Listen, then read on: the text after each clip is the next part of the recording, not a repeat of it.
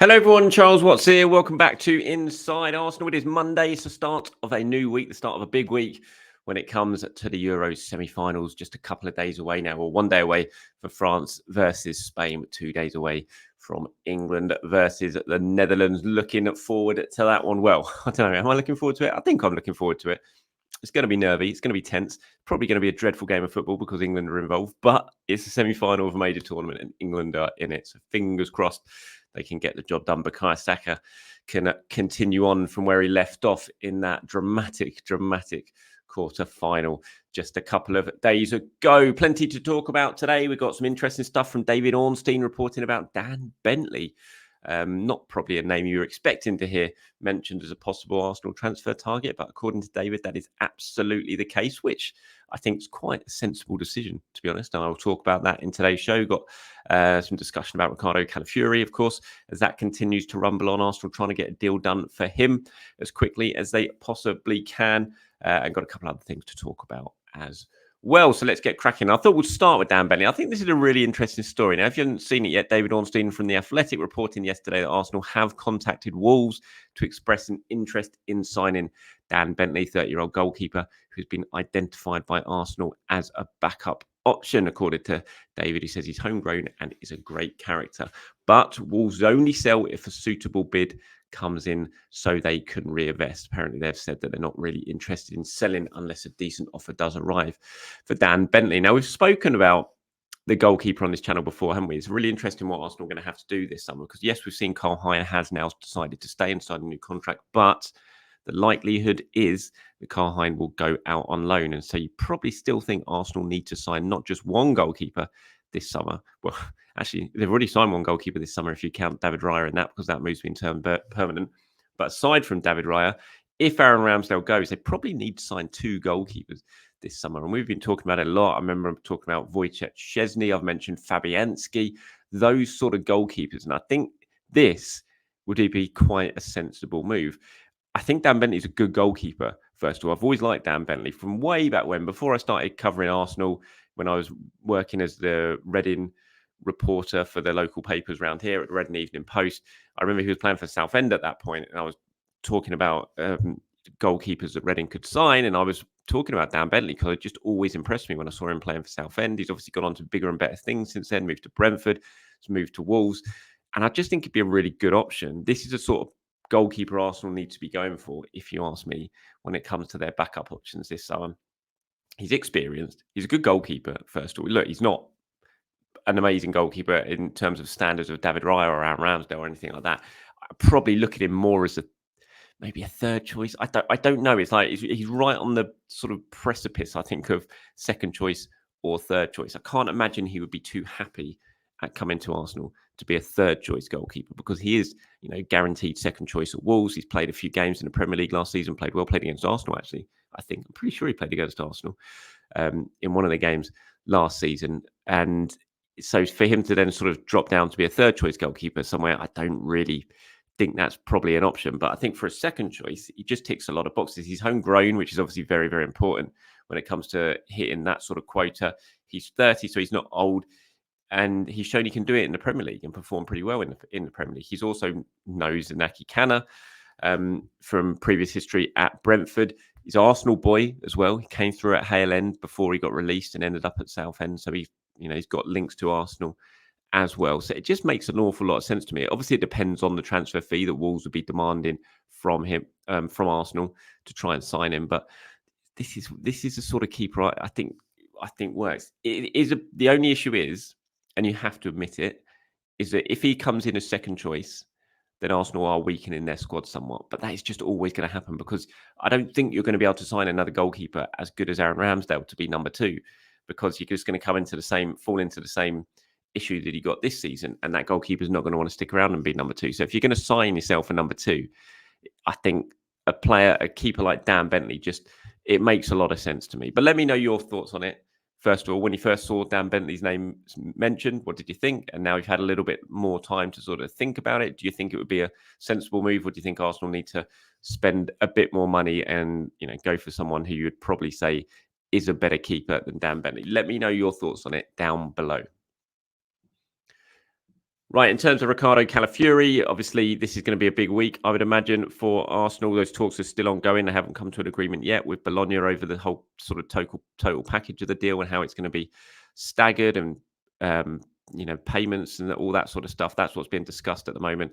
Arsenal hoping to get this deal done. Obviously, you see the reports from Italy. I'm sure you've seen them that it's now very, very close. But until it's done, then you can't take anything for granted. I'm sure Arsenal will do all they can to get this over the line as quickly as possible. I think the players come back next week now for the start of pre-season at London Colney. Obviously, some of them have been away doing the early pre-season training camp in Marbella. The proper pre-season start date is next week. Not everyone's going to be involved in that. Of course, players who've had international duty over the summer are going to have a little bit more extended time. But Arsenal go to America in, what's the date today? The 8th of July. Probably just over 2 weeks' time. Arsenal will be heading to America for the start of the pre-season tour. And Mikel would love to get Calafiori on board by the time that they can go on that tour. He's shown it in previous seasons, new signings. He wants them involved on the pre-season tour because everything that goes on there, not just about the games, but the sort of squad building that they do, the squad bonding that they do. Honestly, they go over there at each meal time. Mikel makes sure that everyone sits on different tables, not just players, but staff members as well, so that no cliques are formed and that everyone while they're away can get to know each other and spend time with each other with different people. He's really, really big on that, Mikel, when he takes players on tour. And that's why he wants all his new signings ideally on board before the tour so they can all be part of that and can really sort of have that time away bonding together before the start of the new season. So I'm sure they will be pushing hard to get Calafiori done before they head out to the US. But it all depends on those negotiations and if they can get it over the line. Elsewhere, Amaro Cozier-Duberry, if you didn't see the news yesterday, he has now confirmed his move to Brighton. Well, Brighton have confirmed their move for Amaro Cozier-Duberry. They announced it yesterday. You can see him here if you're watching on YouTube, holding up his new Brighton shirt. Excellent move for him, going to a really good progressive club. Going to be interesting to see what sort of game time he gets for the first team. Is he going to go straight into the first team squad for the coming season, or is he going to be part of the under-21s? Time will tell on that. We'll have to wait and see. Generated a lot of debate on social media since the announcement. Obviously, people still feeling well, not everyone, but a lot of people still feeling pretty disappointed that Cozier-Duberry didn't sign for Arsenal. And I'm one of them. Obviously, I wanted Cozier-Duberry to sign for Arsenal and hopefully get more of a chance because he looks like a talented player. I think we're going to get a real good chance to see now how talented he is if he does go to Brighton. As I said, I think it's a really good move for him. They're an excellent club, Brighton. They give youngsters a chance. They play good football. And I think the sense is that he is going to get a bit of a look in around the first team this season, and it would be really good to see him do that. But yeah, it is a bit of a shame, I have to admit, that he's not standing there holding an Arsenal shirt up with a new contract extension. They did try and get it done. They wanted him to stay. They offered him a good package. They felt it was a really good package, but he decided to move elsewhere. And good luck to him on that. Elsewhere, a little bit transfer news doing the rounds at the moment. Jakub Kiwior and a potential return to Italy. They're still in the headlines, especially over in Italy. Juventus being heavily linked with him. As I said, it just feels inevitable to me that if Calafiori does come in, or when he comes in, fingers crossed, it's when, not if, that Kiwior will probably be allowed to go. But if he does go, then it's going to have to be a good deal, whether that's a loan for the season, but with a good obligation to buy included in that loan to come next season, or if it's just a straight out permanent move right now. It just feels like that's an inevitable transfer, unfortunately, for me. I like Kiwior. I think he's improved. I think he showed last season that he can be a real decent, solid defender at times for Arsenal, whether that be at centre-back or even at left-back when he played out of position. He equipped himself pretty well over there. It doesn't surprise me that lots of clubs in Italy are interested in taking him back over there, but I just don't really see where he's going to get his game time if Calafiori comes in. The two of them are just too similar when it comes to their profiles. And so I just think it's really important with Kiwior, if Arsenal do strike a deal with someone, that it is a good deal. You cannot be giving away a player like Jakub Kiwior, who is still young, who's had a really good, I'd say good season. He had a solid season last season in the Premier League. I think he's definitely improved as a player since he's come to Arsenal.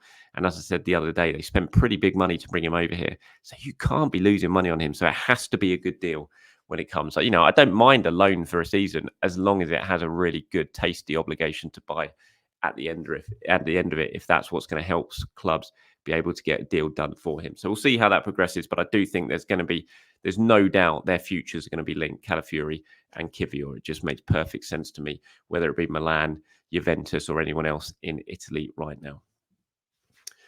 Gabriel Martinelli and Gabriel Magalhaes, they're heading home. I didn't talk about this yesterday because I focused so much on England and Bukayo Saka. But Brazil went out of the Copa America in a bit of a shock result. I mean, they haven't been brilliant in this tournament, so I say shock result, but they lost to Uruguay, who are obviously very, very strong, went out on penalties after a 0-0 draw. Martinelli didn't get much game time in the game, but he did come on just before the shootout. He scored his penalty, confidently done. He had to score it. It was a real pressure penalty as well for Martinelli. He had to score or Uruguay won. He scored. Uruguay then scored their next penalty to win the spot kick. So disappointment for him and Gabriel, but for Arsenal's point of view, purely being selfish on this one, it's pretty good news. It means they're not going to stay out till the final. They're going to be coming home now or not coming home. They're going to be heading off on their holidays now.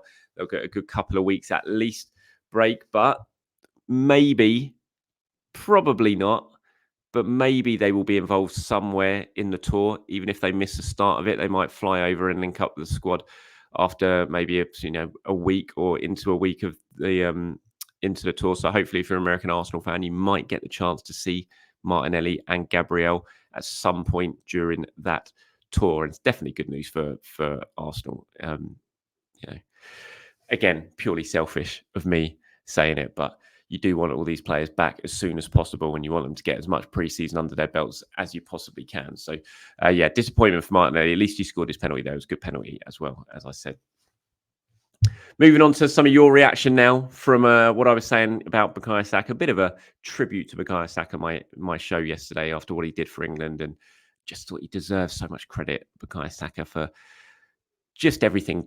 The way he handles himself, the footballer he is, the man he is. And I just thought I was so happy for him for what happened in that England game and the credit and the plaudits he's been getting now. No one deserves him anymore. And you guys have been getting in touch, reacting to that. Got one from Andre Reed, I think that is. Says, Jadon Sancho's comments mean a lot. I'm not an English fan, but I am a gunner. The fact that England won, I wouldn't want to see it done any other way. And did you see what he did with teammate and former captain Saka as well? Job well done to him. Yeah, it was a nice moment at the end of that game, actually, when Bukayo Saka and Granit Xhaka went up to each other, had a big hug on the pitch, and said a few things to each other. And you could see how happy Granit was for Bukayo, even though he was disappointed at the fact he had gone out. And yeah, Jadon Sancho's comments exactly said, look, you've done it for myself and Marcus Rashford as well. And the three of them, what they had to endure after the Italy game at the Euros last time out, after missing those penalties, was just such an absolute disgrace.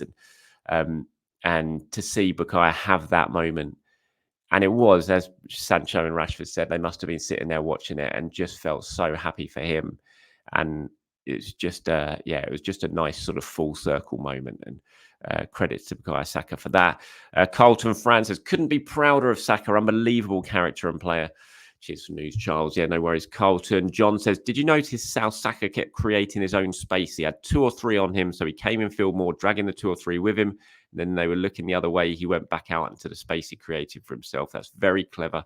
And the first time I've seen him doing that. Well, the thing with Saka and the way England are playing at the moment, he's been left so isolated. He's trying to stretch the pitch as far as he can out wide. And when the ball does come to him, no one's really anywhere near him. At Arsenal, they've always got that really short triangle, haven't they, of wherever Saka is, you know Odegaard's not far away, and you know that Ben White's not far away, and they all play those intricate little sort of triangle moves. That creates a space for someone to run into. If it's not Saka, it's Ben White on the overlap. But with England, he is just on his own. He keeps receiving the ball. He's back to goal with 1 or 2 full defenders around him, just ready to boot him up in the air as the ball's coming to him. And he's had to deal with that all tournament. So to try and find new ways of creating space, maybe that's what he's doing now. He knows he has to try and sort of come in, suck a couple of players in with him, and then spin in behind and go for him. So, and the thing with Saka, as you say, it's very clever. He is such an intelligent player. He's always learning. He's always thinking of new ways to get himself an advantage over the defender. So yeah, it's a good point, John. Bukayo Saka, what a player. And here's one from Nathan in the USA. He says, Bukayo Saka, what a player, what a person. That smile and his courage, you watch him and you can see the pure joy of football and life oozing out of him. Cannot say this enough. Thank you for putting a smile on my face, Saka. So proud of him. That's a lovely mention there from Nathan. I do think that was one of the best moments of the Euros so far, when Saka stuck that penalty away and then he looked into the crowd, probably to his girlfriend, I imagine. I'm not sure who it was. But that smile, when you sort of compare it, and if the England fans watching this will know what I'm talking about here, some of you who watching from elsewhere in the world might not, but when Stuart Pearce scored that penalty in the Euros in 1996 in the win against Spain, and he celebrated the way he did, all that passion and the memories of what had happened to him in Italia 90 came flooding out in that sort of real high emotion celebration that he did. And Bukayo Saka's, it was really similar. It was completely different in terms of the celebration, but it was just such a Saka moment. You can see just the smile that came onto his face as he looked into the crowd and he saw his girlfriend or whoever it was. You could just see that was just, I think he was so proud of himself for doing it because he knew what it meant. He knew the sort of memories that he was banishing, scoring that penalties. And it was two very different celebrations in terms of Pearce and Saka. But I still think in terms of their characters and their personalities, they were perfect celebrations for the two of them after what they'd had to go through. So yeah, absolutely delighted for him and can't wait to see, hopefully, that he can kick on and take that sort of form that he showed into the semi-final against the Netherlands on Wednesday. That's it from me, everyone. Thank you very much for watching. Appreciate your time. As always, anything I've discussed in this video you want to react to, you know what to do. Get into the comments. Let me know down there, or anything else you want me to talk about tomorrow. Any questions you may have, any opinions you may have about how things are shaping up this summer, who you think Arsenal should be going for, what you think about any other the transfer stories doing the rounds. Let me know in the comments below and I'll pull them together as always and include some of them in tomorrow's show. Until then, everyone, have a very good day. Speak to you soon. Bye-bye.